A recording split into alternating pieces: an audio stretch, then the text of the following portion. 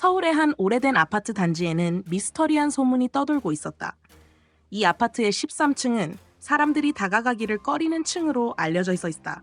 이유는 그 층에서 종종 사람 없는 복도에서 발소리가 들린다는 것 때문이었다. 그런데 그 발소리는 밤에만 들려왔고 그 소리를 들은 사람들은 하나같이 이상한 경험을 했다고 입을 모았다. 이 아파트에 살던 정민 씨는 그 소문을 반신반의하며 무시하고 지냈다. 그는 7층에 거주했지만 매일 퇴근 후 엘리베이터를 타고 집으로 올라가는 길에 13층에 대한 생각이 스치곤 했다. 그러던 어느 날 회사에서 늦게까지 야근을 한 그는 밤 11시쯤 집으로 돌아오게 되었다. 엘리베이터를 타고 7층으로 올라가던 중 13층에 도착한 순간 엘리베이터가 갑자기 멈췄다. 문은 열리지 않았지만 엘리베이터가 멈춘 동안 복도에서 누군가 걸어다니는 듯한 발소리가 들렸다. 정민 씨는 처음에는 이웃 주민인가 싶어 엘리베이터 문을 두드렸지만 문은 열리지 않았다. 발소리는 점점 가까워졌고 그의 머리카락이 곤두서는 듯한 느낌을 받았다. 잠시 후 엘리베이터가 다시 작동하며 7층에 도착했다. 놀란 그는 급히 집으로 들어가 문을 잠그고 그날 밤에는 불을 킨 채로 잠들었다. 하지만 그 이후로 이상한 일들이 계속해서 일어나기 시작했다.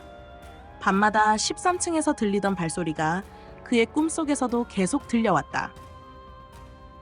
꿈에서 그는 13층 복도를 헤매며 누군가를 찾아다니고 있었지만 늘 복도 끝에서 그를 바라보는 그림자가 있었다.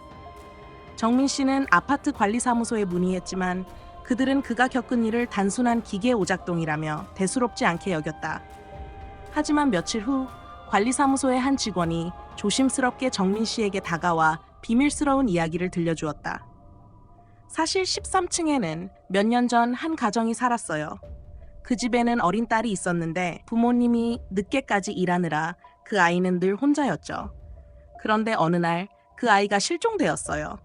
경찰이 조사해봤지만 아무런 단서도 찾지 못했고 결국 부모님은 이사를 갔죠. 그때부터 그 층에서 아이가 뛰어다니는 발소리가 들린다는 소문이 돌기 시작했어요. 정민 씨는 그 이야기를 듣고 더 이상 이곳에 머물고 싶지 않았다. 그는 이사를 결정하고 마지막 날 밤 짐을 싸기 위해 늦게까지 아파트에 남아 있었다.